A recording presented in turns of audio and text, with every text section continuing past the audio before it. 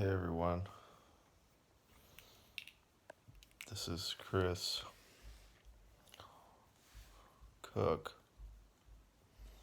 and just wanted to do this vlog video log. Look at all the steamy. Um, about well, I wanted to do it earlier today, and because my mom came to me with a story about the recent developments. Loosely based with Jeffrey Epstein, which is something I've been following. And I'm sure you guys are all out there on YouTube are following too. The Ghislaine Maxwell uh, thing. Everybody's expecting her to get killed in custody or whatever in jail. But yeah, I just wanted to do a vlog on that. On my perspective. Um, you know, my perspective is basically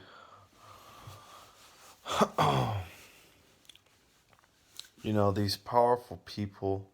I don't obviously I'm just some regular guy. I don't know the story, But, you know, I do know the kind of context within society when you have um lots of money involved. The money may have been made from drugs. That people be in society, it's like people make money by, you know,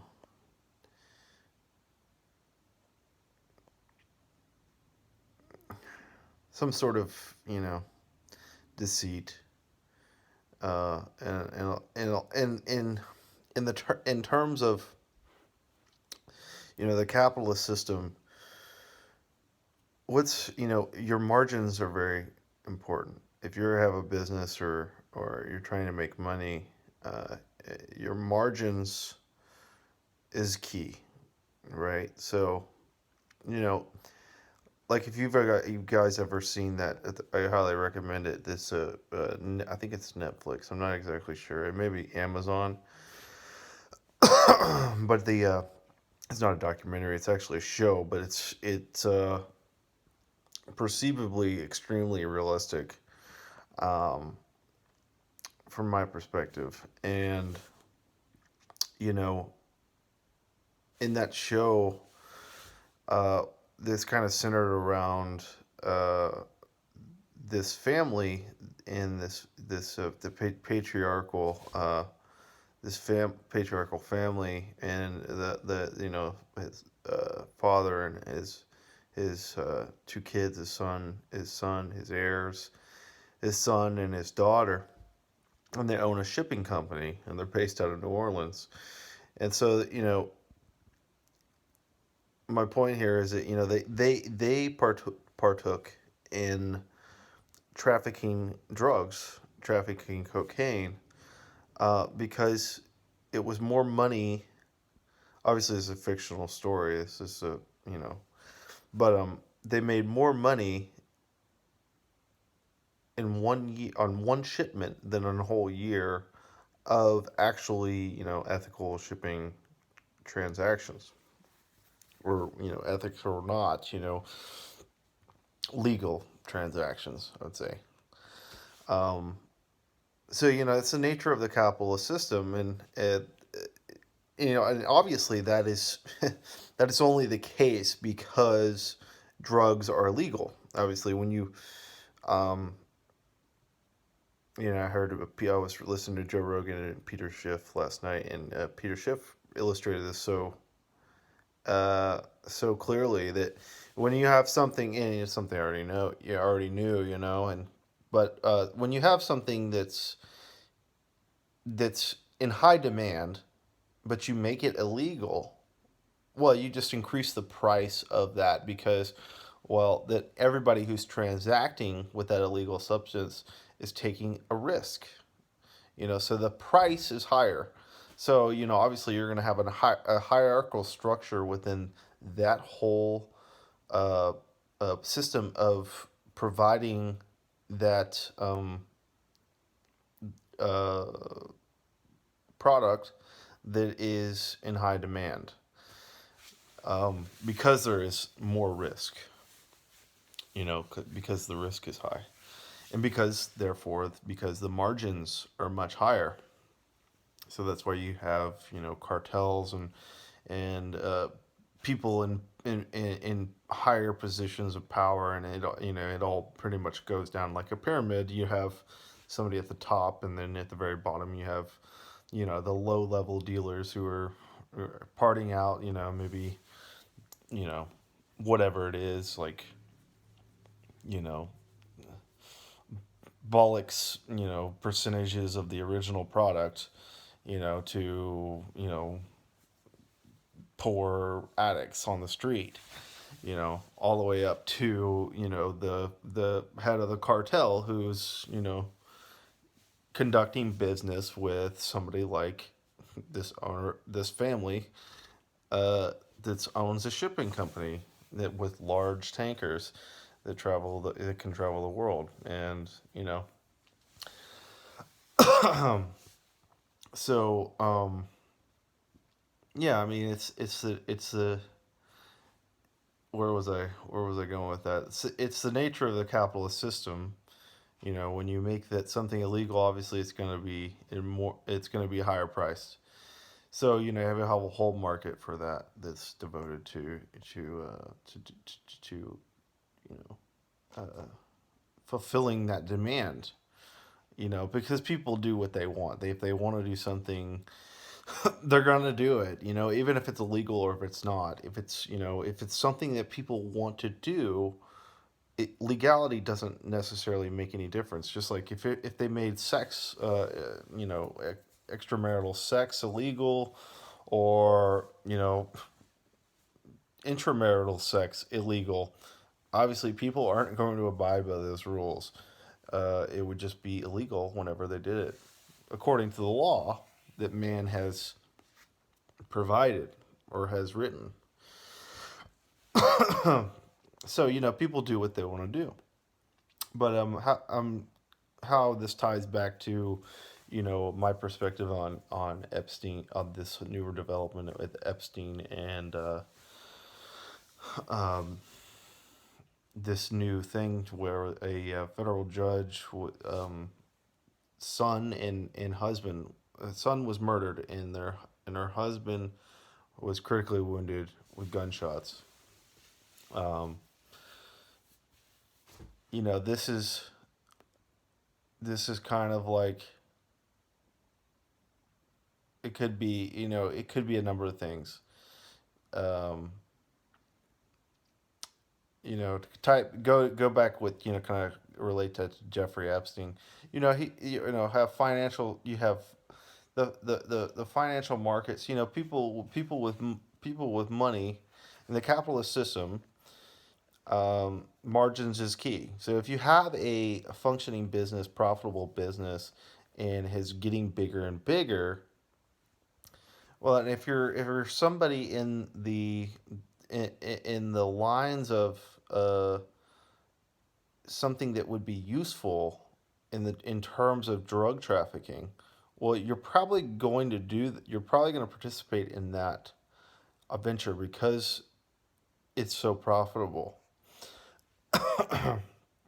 And I think that this is done on purpose, and that's why, because what that does, meaning the legality of it, is done on purpose because it serves many functions. I mean, this would I can go forever, a long time on this. It serves many functions. The legality of drugs accomplishes many things. First of all, it raises the price. It excludes certain. It creates a high margin product to deal with if you're a large business owner, or just a regular business owner, whatever you want to call it. Um, it it also fuels an entire system, the entire capitalist system of uh, judges, courts, police, and prisons. It just obviously drug charges just fill prisons, and prisons get money for every inmate they get. So it doesn't really. It's just you really the term "you're just a number." It really is true. I mean, in the system, once you're caught up in the system, you're just a number, and you're just feeding this whole paradigm. You know, and so anyways, back to the federal judge thing. I mean, people are talking about this clearly.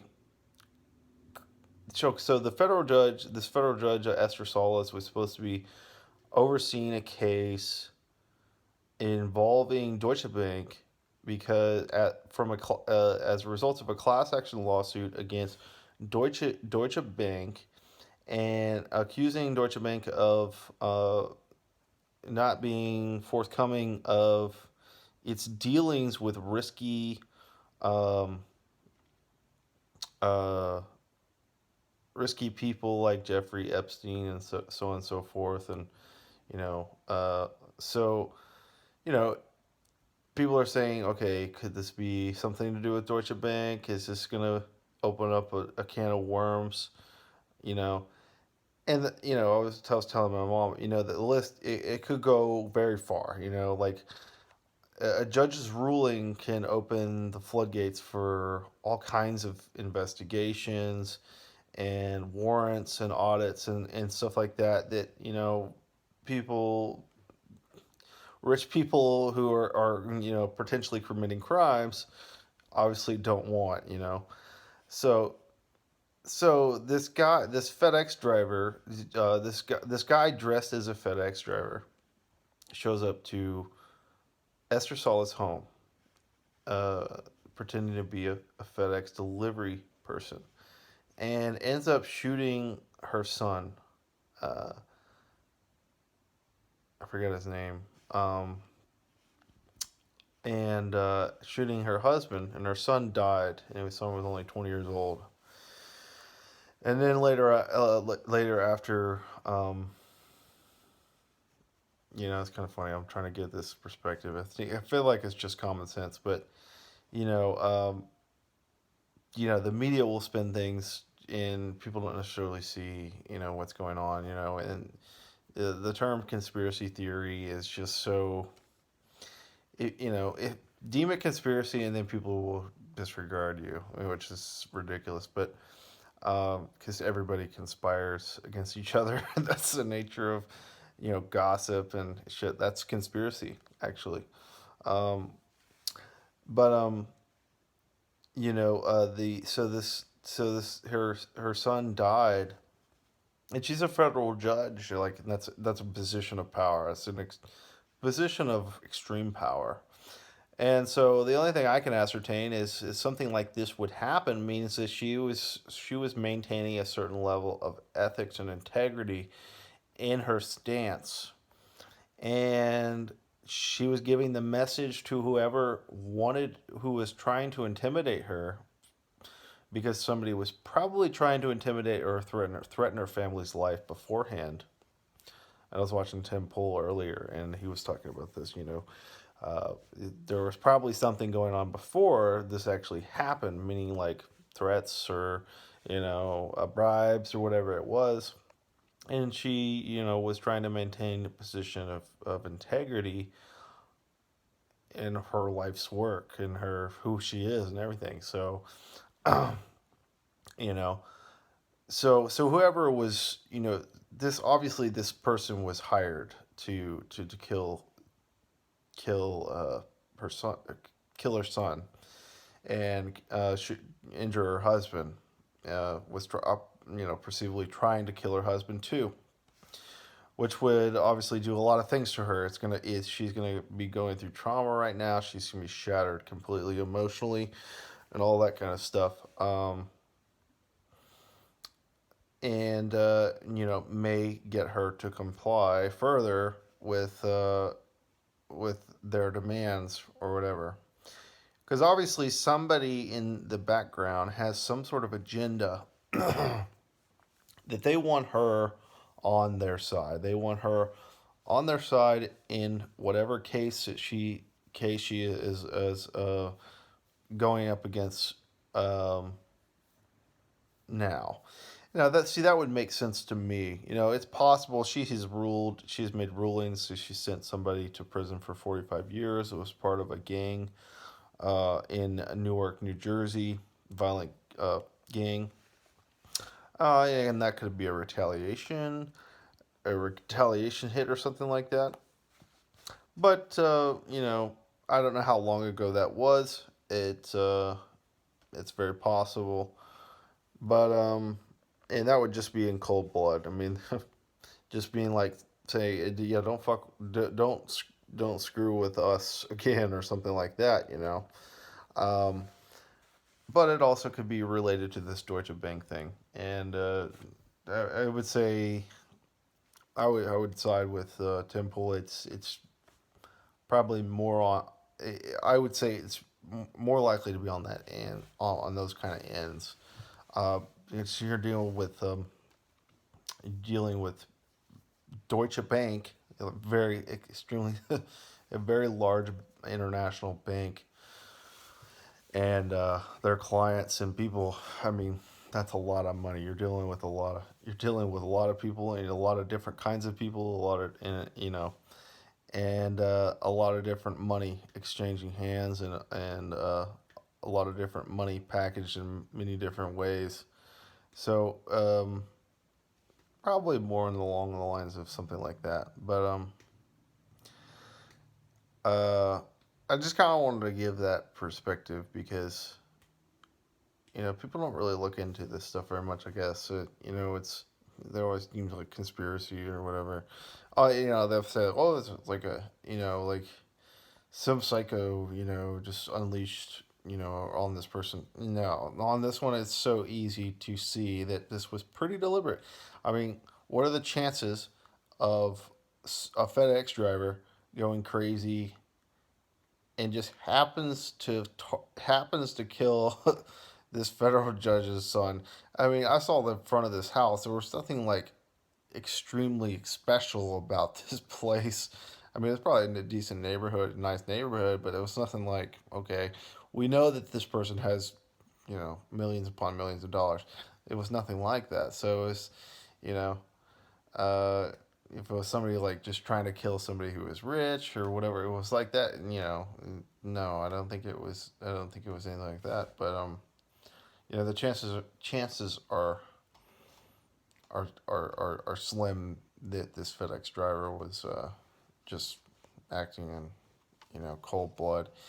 And my perspective is that he killed himself after because he was hired to do this and he was paid, and then he couldn't live with himself, so he killed himself. He'd probably never done that before, or maybe he had and it was the last straw and he was done. You know, you never know. It's like, well, you're paid to kill somebody you're paid to do something that's supposed to benefit maybe people that have done a lot worse than just killing that person. Something you're gonna feel real. Average person would feel bad about killing somebody, but the people that hired you to kill somebody, well, they've got a lot more skeletons than just killing people. It's like, yeah. So, anyways, all right, guys. Thanks for watching. I'll see you later.